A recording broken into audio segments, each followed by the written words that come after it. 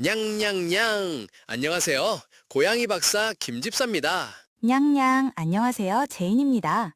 오늘 김 집사님과 함께 고양이계의 영원한 스테디셀러, 바로 식빵 자세에 대해 파헤쳐 볼 건데요. 김 집사님 준비되셨나요? 물론이죠. 제이님, 식빵 자세는 단순히 귀여운 모습이 아니랍니다. 고양이의 건강 상태, 심리 상태까지 알 수 있는 중요한 단서가 숨겨져 있어요. 오늘 제대로 알려드릴게요. 와, 정말 기대되네요. 그럼 본격적으로 식빵 자세의 모든 것을 알아볼까요? 먼저 식빵 자세의 정확한 정의부터 짚고 넘어가야겠죠? 완전한 식빵 자세는 고양이가 앉은 상태에서 내 발과 꼬리를 몸 안에 쏙 집어넣은 자세를 말합니다.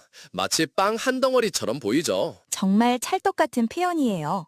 그런데 김 집사님, 이 식빵 자세라는 이름이 우리나라에서만 쓰는 건 아니잖아요. 맞습니다.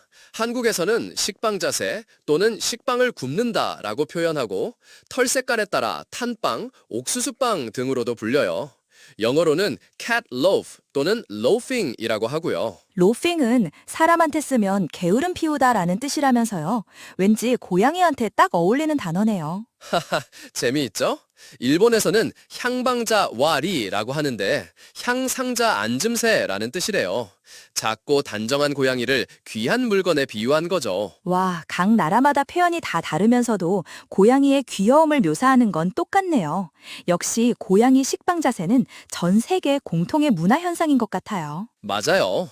SNS에서 고양이 식빵 자세 사진을 공유하고 점수를 매기는 페이지도 엄청 인기잖아요.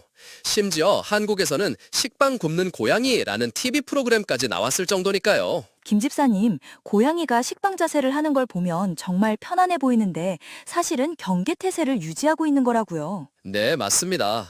식빵 자세란 고양이가 안전하다고 느끼는 곳에서 주로 나타나는 만족감의 표현이에요. 하지만 뒷다리는 바닥에 닿아 있어서 필요하면 언제든지 튀어나갈 준비를 하고 있죠. 와, 정말 신기하네요. 쉬면서도 경계를 늦추지 않는다는 게 마치 대기 모드 같은 느낌이에요. 정확합니다. 고양이는 포식자인 동시에 피식자이기 때문에 에너지를 아끼면서도 위협에 대비해야 하거든요. 식빵 자세는 바로 그런 진화적인 타협점이라고 할 수 있죠. 단순한 자세인 줄 알았는데 이렇게 과학적인 이유가 숨어 있을 줄 몰랐어요. 고양이의 체온은 사람보다 높기 때문에 식빵 자세로 몸의 표면적을 최소화해서 열 손실을 막는 거죠. 마치 보온병 같은 역할을 하는 거예요. 그럼 겨울에 고양이가 식빵 자세를 더 자주 하는 것도 그런 이유 때문인가요? 그렇죠.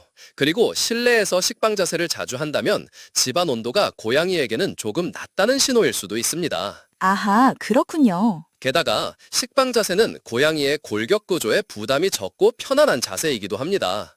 발이나 다리, 복부의 압력을 완화시켜줄 수 있어서 통증을 관리하기 위해 이 자세를 취하기도 해요. 통증을 완화하려고 식빵 자세를 하다니 정말 놀랍네요. 그래서 식빵 자세를 단독으로 해석하면 안 되고 주변 상황을 고려해서 어떤 목적을 수행하고 있는지 판단해야 합니다.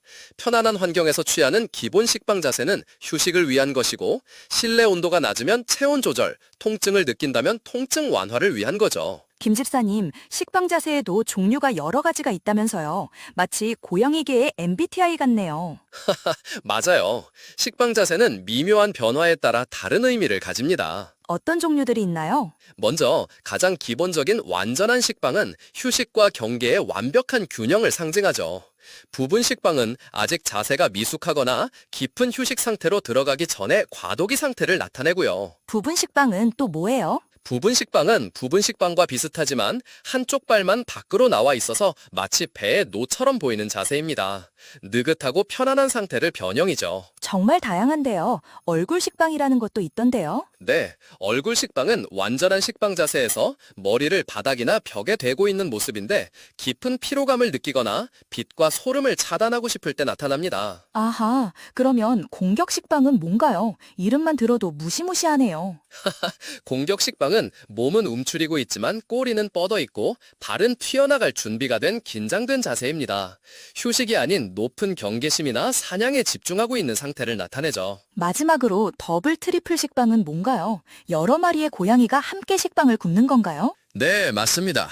더블, 트리플 식빵은 두 마리 이상의 고양이가 함께 식빵을 굽는 모습인데 개체 간의 강한 유대감, 상호 신뢰, 그리고 집단적 안정감을 보여주는 강력한 신호입니다. 와, 정말 신기하네요. 특히 중요한 건 미트로프 자세입니다.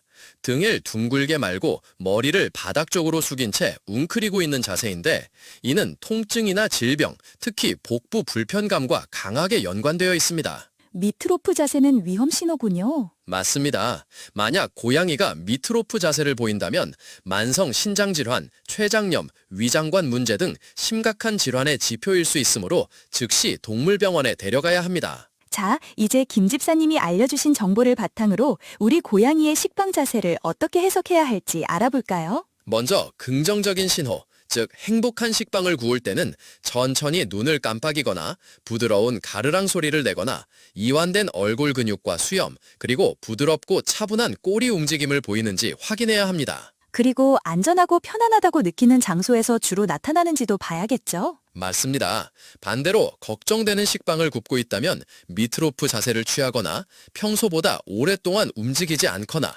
숨거나 비정상적인 울음소리를 내거나 식욕부진, 구토, 설사 등 다른 증상과 함께 나타나는지 주의 깊게 살펴봐야 합니다. 발을 강박적으로 숨기려 하는 것도 위험 신호일 수 있다면서요? 네, 맞습니다. 발 부상이나 너무 긴 발톱 또는 국소적인 통증을 의미할 수 있습니다. 식빵 자세를 한 채로 빤히 쳐다보면서 꼬리를 바닥에 톡톡 친다면 놀아달라는 뜻일 수도 있다면서요? 그렇죠. 하지만 가장 중요한 건 평소와의 차이를 인지하는 겁니다.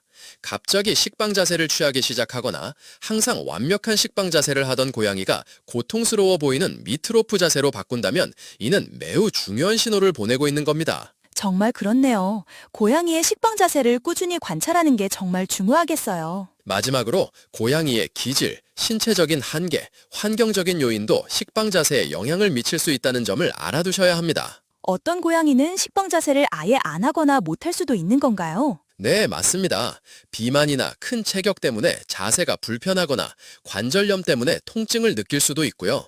스코티시 폴드처럼 유전적인 질환 때문에 관절에 문제가 있는 경우도 있습니다. 품종에 따라서도 식빵 자세를 선호하는 정도가 다를 수 있겠네요. 그렇죠.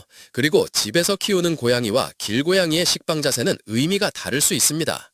집고양이에게는 편안함과 실내 표시이지만 길고양이에게는 경계태세를 갖춘 휴식 자세인 경우가 많습니다. 정말 꼼꼼하게 알려주시네요. 식빵 자세를 하지 않는다는 사실 자체도 중요한 정보를 제공할 수 있습니다. 왜 식빵 자세를 하지 않는지, 성격 때문인지, 신체적인 능력 때문인지, 아니면 환경에 대한 불안감 때문인지 생각해 봐야 합니다. 식빵 자세를 하지 않음도 중요한 단서가 될 수 있다는 점 꼭 기억해야겠어요. 자, 이제 김 집사님 덕분에 고양이 식빵 자세에 대한 모든 것을 알게 된 것 같아요. 정말 유익한 시간이었네요.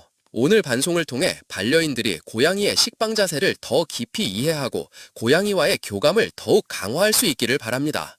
항상 고양이의 행동을 세심하게 관찰하고 건강에 이상이 있다면 즉시 수의사와 상담하는 것이 중요합니다. 네, 맞습니다. 고양이의 식빵 자세는 우리에게 보내는 중요한 메시지라는 점 꼭 기억하시고 사랑하는 고양이와 더욱 행복한 시간을 보내시길 바랍니다. 양양, 오늘 저희 고양이 333 팟캐스트는 여기까지입니다. 다음에도 더욱 유익하고 재미있는 내용으로 찾아뵙겠습니다. 냥냥, 다음 방송에서 만나요.